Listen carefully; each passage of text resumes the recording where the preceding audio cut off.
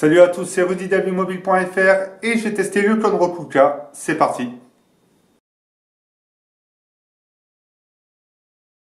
Nous allons commencer ce test en faisant le tour habituel du terminal. Sur l'avant, nous avons un écran de 5 pouces HD IPS. Sur le haut, nous avons ici la caméra frontale de 5 millions de pixels, la sortie audio pour les appels et les capteurs de proximité et de luminosité. Sur le bas, nous avons ici 3 touches sensitives. La touche retour sur la gauche, la touche Home, accueil, multitâche sur le centre, représenté par le rond, et sur la droite, le bouton menu ou paramètres, selon les applications. Sur le bas, nous avons ici la sortie audio, avec 2 espaces en plastique qui permettent ainsi de laisser passer les ondes, et ici, une réduction de bruit pour l'enregistrement vidéo. Nous avons sur le haut le port USB, la prise jack 3.5 mm et encore 2 petits espaces en plastique pour laisser passer les ondes. Sur la tranche gauche, nous avons les boutons volume au bas et sur la tranche droite, le bouton on-off. Sachez que ces boutons sont en aluminium comme le cadre et sur ce cadre, nous avons ici quelques petits chanfreins, 10 miroirs, voilà, par Clone. Et ça fait quelques petits reflets, ça donne un petit côté premium, c'est vraiment pas mal. Sur l'arrière, nous avons le capteur dorsal de 13 millions de pixels, le flash LED, le logo et l'inscription Clone. Et sur le bas, nous n'avons rien d'autre. Notez bien que le dos prend les traces de doigts, les griffes, les coups. Si vous décidez d'acheter la version noire, forcément, cela sera voyant. Sur la version gold et la version blanche, un peu moins. La trappe est amovible, elle est en plastique et en plastique souple. C'est ce que j'avais dit lors du déballage. Ensuite, nous avons la batterie de 2000 mAh, les 2 ports SIM ou un port SIM et un port micro SD juste 32 Go, micro SIM et non des nano SIM. Nous avons un 4 cœurs MediaTek MT6580 cadencé à 1,3 GHz. Nous avons une GPU Mali 400. On a 1 Go de RAM. On a un écran donc de 5 pouces, ce qui nous fait plus ou moins une densité de pixels aux environs de 300. Ça nous met 4,59. On a l'habitude avec certains produits, ou même chez Acer ou d'autres smartphones que j'ai testés, il y a toujours ce petit problème de taille d'écran et donc de résolution, mais compter environ 300 pixels par pouce. Et une mémoire de 8 Go. Je sais que c'est très peu 8 Go, tout le monde en sont conscients. Mais c'est extensible via micro SD, donc pour les photos, etc. Ça apparaît suffisant là pour la carte SD, mais c'est vrai que pour la mémoire interne, 8 Go, c'est pas assez suffisant. 16 Go aurait été bien. La prise en main, c'est agréable dans l'ensemble. Grâce au plastique, le smartphone ne glisse pas en main. Les boutons en aluminium sont très agréables, ainsi que le cadre. Les bords d'écran noirs qui rendent le smartphone un peu plus long et un peu plus large. Et donc, pour arriver aux touches sensitives, il faudra relâcher le smartphone ou utiliser une deuxième main. Les boutons également ne sont pas vraiment accessibles à une main, sauf si on tire le smartphone plus vers le haut. Mais par contre, pour les gauchers, c'est vraiment bien pensé car on a accès beaucoup plus facilement. Alors, je ne sais pas si c'est moi ou les gauchers pourront me confirmer, notamment les gauchers qui possèdent ce smartphone, mais je préfère utiliser celui-ci de la main gauche.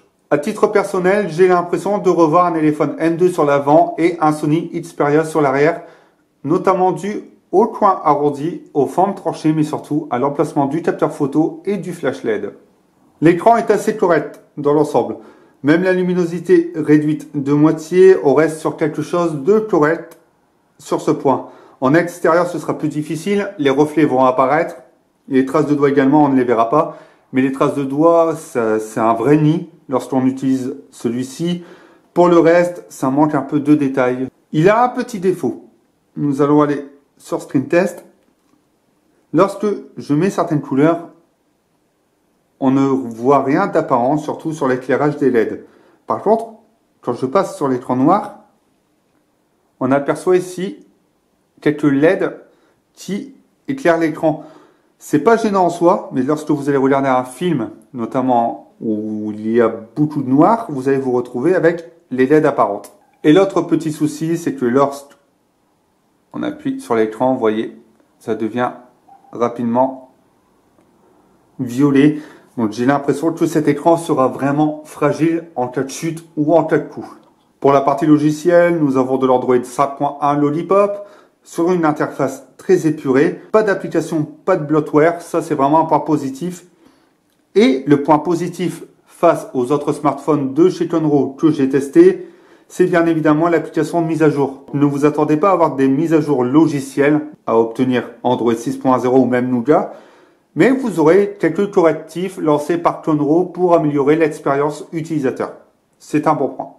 Tonro propose deux fonctionnalités intéressantes. Tout d'abord Smart Wake qui permet d'activer plusieurs options comme le double tap pour réveiller le smartphone ou faire des glissements pour accéder à certaines applications. La deuxième, c'est Gesture. Donc Gesture permet, avec le capteur, de pouvoir changer de photo ou même de musique lorsque vous êtes en écoute. Nous allons passer au multimédia en commençant par la photo. Le capteur photo, dans l'ensemble, est correct si vous avez vraiment de très bonnes, je dis bien de très bonnes conditions de luminosité. On va faire tout de suite le tour de l'interface. Donc ici, nous avons le mode photo simple. Ici, le mode photo en direct, le mode embellissement et le mode panorama. Dans les paramètres, j'ai repéré quelques petits détails qui pourraient gêner, mais sans plus. Donc, on peut faire de la capture en continu jusqu'à 99 clichés, qui peut être intéressant pour certains. Mais le gros problème, c'est la taille de la résolution lorsque l'on met en plein écran, donc en 16 neuvième. On redescend à 6 millions de pixels alors que nous sommes en 13 millions, en 4 tiers. C'est plutôt un point gênant pour certains qui auront surtout l'habitude de prendre des clichés en 16 neuvième. Et pour la vidéo, on n'a que du HD. Voilà. Il ne filme pas en Full HD, juste du HD, ce qui est amplement suffisant.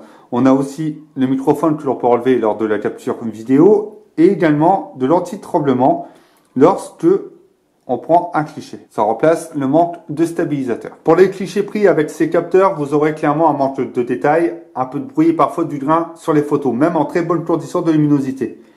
L'avantage sera surtout de les visionner sur ce smartphone et non sur PC. Mais globalement, le capteur est correct. Face à ce que j'ai déjà testé chez Tonro, c'est vraiment pas mal. Le souci reste aussi le manque de stabilisateur qui rend certains points flous, même avec l'anti-tremblement.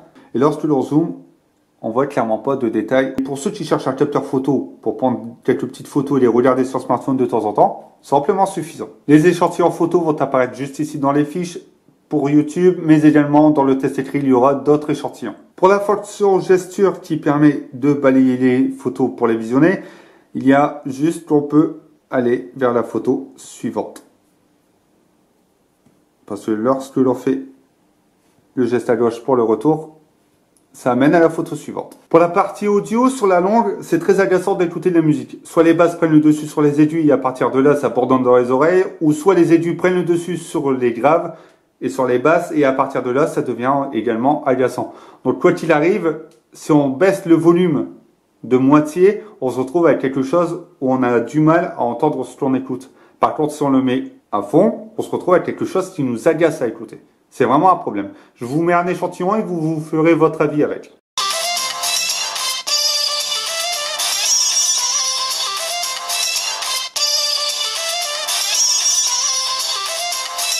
Pour la partie jeu, je vous ai mis Pokémon Go, car j'avais lancé Rayman, et apparemment Rayman a planté, et le smartphone aussi. Donc au final, je me suis retrouvé à vous montrer Pokémon Go. Ça tourne, vous voyez, ça tourne. Je sais que la question va m'être posée, donc je préfère anticiper. Pokémon Go, ça fonctionne plutôt bien sur ce smartphone. En plus de ça, l'autonomie est assez bonne, donc au final, on se retrouve avec quelque chose qui permet de jouer à ce type de jeu. Rayman, ça fonctionnait très bien, il y avait quelques lags, mais au final, ça tourne. Donc pour ceux qui veulent jouer à des petits jeux, genre Pokémon Go ou Candy Crush Saga, ce type de jeu, ce sera parfait. Pour les performances, déjà Rayman, notamment sur les jeux comme Rayman, ça fonctionnait très bien avec quelques latences, mais là, ça a décidé de ne pas se lancer, de rester sur l'accueil. Antutu Benchmark ne s'est pas lancé du tout. Ça me fait un écran noir. Mais du côté de chez Tonro, ils me disent qu'il n'y a pas de problème. En tout cas, moi, ça ne fonctionne pas. Et Epic Citadel, ça reste sur le chargement. Donc, nous avons parlé des performances quotidiennes et ça reste globalement correct. Ça tourne, il n'y a pas de problème. Il n'y a pas trop de chauffe. Du moins, lorsque l'on joue à certains jeux comme Pokémon Go, etc., ça va chauffer sur l'arrière. Mais ça n'empêche pas au terminal de ne pas tourner. Côté réseau, ça reste correct. Nous sommes sur de la 3G, il n'y a pas de 4G. La 3G, ça fonctionne plutôt bien. Parfois, lorsque vous allez avancer dans une vidéo comme sur YouTube, il y aura quelques temps de chargement, ce sera un peu plus long, mais ça reste correct quand même. Concernant l'autonomie, c'est un bon point, c'est un point positif. Ce matin, j'étais à 2h04 d'écran allumé avec une batterie de 29%. Ces 2h04, on y intègre du web, de la photo, du visionnage de vidéos sur YouTube notamment, de l'enregistrement vidéo, du jeu, de la luminosité à 50%, 100%, en bref en polyvalent. Il faut se dire que la journée est largement envisageable, même une journée et demie selon votre utilisation. Hormis cela, le temps de chargement est un peu long. Il faut compter au moins 3 bonnes heures. Voici le temps de charge à 20%, un peu moins de 20%. Il m'a fallu quasiment 2 bonnes heures et demie pour le recharger. Donc, comptez même 3 heures de chargement. Je vais vous donner mon avis sur ce Clone Kuka. C'est un smartphone très abordable à 129 € qui propose des performances correctes pour une utilisation quotidienne. Nous allons commencer avec les points négatifs.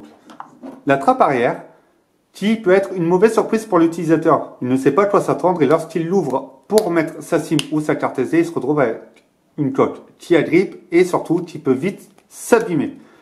Ensuite, nous avons les capteurs photo pour les raisons signalées, mais également les touches sensitives. On ne sait pas laquelle est retour, laquelle est menu multitâche. Il faut l'utiliser plusieurs fois et on peut se tromper. Donc, une flèche et les 2 petits carrés que l'on retrouve généralement sur Android auraient pu être intéressants à placer et surtout, pourquoi pas, les rétro éclairés. Les 8 Go de mémoire interne sont également l'un des plus gros défauts de ce smartphone. En point positif, je donnerai le smartphone en lui-même, car Clone prouve qu'il peut faire un smartphone en intégrant de l'aluminium, avec un bon prix, avec des caractéristiques un peu rentrées face aux concurrents, mais un produit intéressant. Globalement, ce smartphone face aux autres smartphones, aux autres gammes de chez Clone, on a quelque chose qui est intéressant pour 129 €. Maintenant que vous connaissez mon avis sur ce Clone Kuka, n'hésitez pas à donner le vôtre dans les commentaires ci-dessous ou dans le test écrit. Et n'hésitez surtout pas à me poser vos questions concernant ce terminal. Vous pouvez également donner votre avis sur les autres smartphones testés sur cette chaîne ou sur le site avimobile.fr et on se retrouve bientôt pour d'autres tests.